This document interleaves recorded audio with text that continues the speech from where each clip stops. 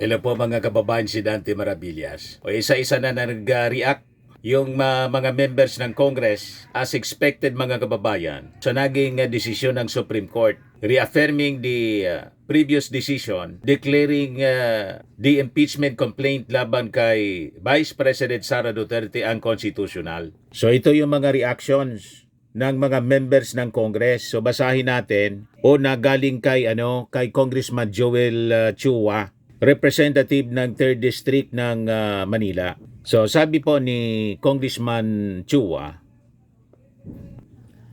expect the House of Impeachment rules to be revised accordingly. As a member of the House Prosecution Team and of the House Committee on Justice, I will confer with my colleagues on how best to revise the rules of impeachment as we deem fit and in ways that comply with the Supreme Court decision. We will receive inputs from the complainants, some of whom are now members of the House. It is also possible that the prosecution team composition will have some changes. While I do not agree with the Supreme Court decision, we will abide by it because as a lawyer, I am an officer of the court, ensure to respect and uphold our system anchored on the rule of law. This statement reflects my personal view as a member of the House and not the collective position of the entire House of Representatives on the panel of prosecutors. So yan po mga kababayan, bilang abogado daw, in officer of the court, irerespeto niya ang naging desisyong ito ng Korte Suprema. So ang mangyayari, babaguhin nila ang impeachment rules. Ngayon, nagpalabas na rin po ng official statement si Sara Duterte sa pamamagitan ng kanyang defense team. Ayan bagong-bago mula sa Billionaire News Channel. Vice President Sara Duterte's defense team welcomes the Supreme Court's resolution denying the House of Representatives motion for reconsideration. Spokesperson attorney Michael Poa says they are thankful to the High Court for its ruling, which notes clear and authoritative guidance on the constitutional limits and proper handling of impeachment proceedings. Sa procedure man lang po ang tiniknikal, mga kababayan, tulad ng ating sinabi at sinabi ng mga legal experts, pati ng ating Pangulong Bongbong Marcos, hindi po dito inbuelto yung merito ng kaso. Kung may sala pa o walang sala si Sara Duterte, hindi yon ang naging topic sa desisyong ito ng Korte Suprema, kundi yung proseso ng pag-file ng impeachment complaint. So ito yung official statement po ng Vice Presidente. Sabi diyan, we acknowledge the resolution of the Supreme Court denying the motion for reconsideration filed by the House of Representatives. We thank the Honorable Court for a ruling that now definitively lays down clear and authoritative guidance on the constitutional limits and proper treatment of impeachment proceedings. With these issues settled by the court, the matter is now closed.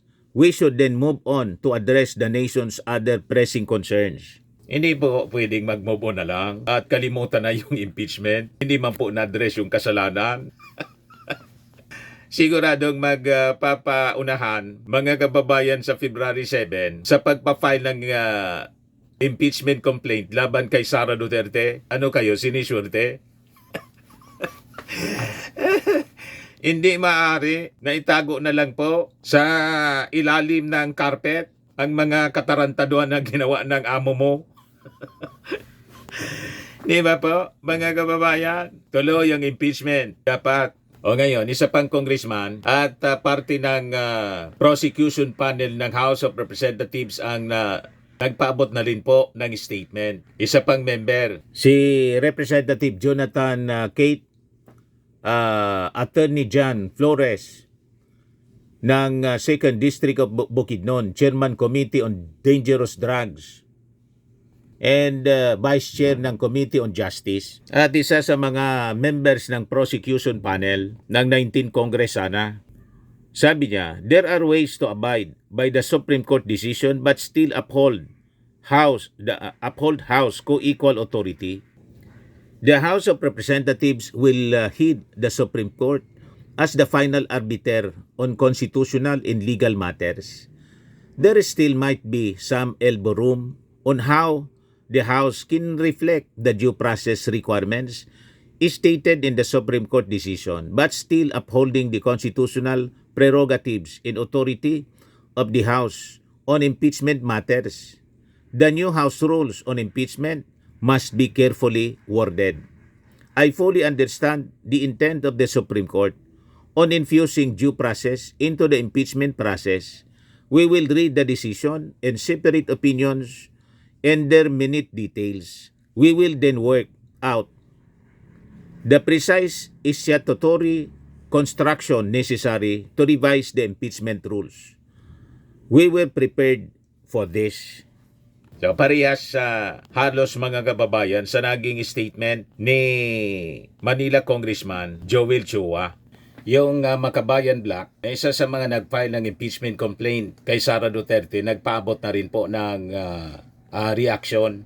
Ito siya, sabi diyan, the Makabayan Black takes note of the Supreme Court in bank decision denying with finality the motion for reconsideration filed by the House of Representatives, assailing the court's earlier ruling that declared the articles of impeachment against Vice President Sara Duterte unconstitutional. The Supreme Court's final ruling effectively disables the so-called fast-track mode of the impeachment that the House leadership attempted to use in processing the impeachment complaint against the Vice President. With this ruling, the Supreme Court made future impeachment proceedings more difficult. The means to hold accountable the highest officials of the land through the wanted vote of the House of Representatives will now be even more difficult for citizens to pursue. The Supreme Court has rewritten the rules for the impeachment in favor of the impeachable officials like the Vice President, the President, and the Vice President. Despite this adverse ruling, we believe that the issues raised in the impeachment complaint against Vice President Sara Duterte, including her alleged culpable violation of the Constitution, betrayal of public trust, and other high crimes, remain valid and must be addressed through the proper constitutional process. The Makabayan Black is now prepared to refile the impeachment complaint against Vice President Sara Duterte because it is necessary and in the interest of the Filipino people. The Vice President must be held accountable for her actions and omissions that have violated the public trust. The confidential funds scandal, the misuse of public resources, and the pattern of abuse of authority cannot be swept under the rug simply because of procedural technicalities.